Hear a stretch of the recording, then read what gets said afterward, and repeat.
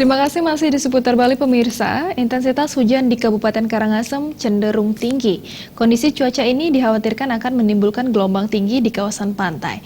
Badan Penanggulangan Bencana Daerah atau BPBD Kabupaten Karangasem menghimbau masyarakat agar tidak beraktivitas di pantai jika turun hujan lebat.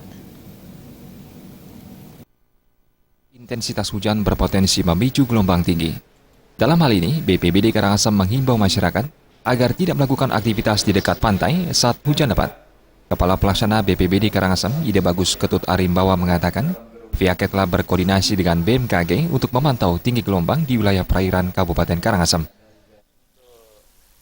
Curah hujan yang semakin ke belakang semakin intensitas meningkat. Jadi kami di BPBD juga melalui Bapak Sekda selaku Kepala BPBD sudah berkoordinasi, sudah melaporkan melalui surat himbauan pertama, khusus untuk gelombang pasang yang sering terjadi di wilayah dusun atau desa Ahmad di wilayah Kecamatan Abang. Nah, antisipasi kita kesiapsiagaan terhadap bencana gelombang pasang sudah bekerja dengan Bapak Camat dan Kepala Desa juga melalui surat untuk masyarakat tetap waspada terhadap musim hujan yang tidak menentu ini. Kita sarankan baik masyarakat yang ada di tepi pantai, nelayan, juga masyarakat yang menyeberang untuk tetap waspada menghadapi kesiapsiagaan bencana.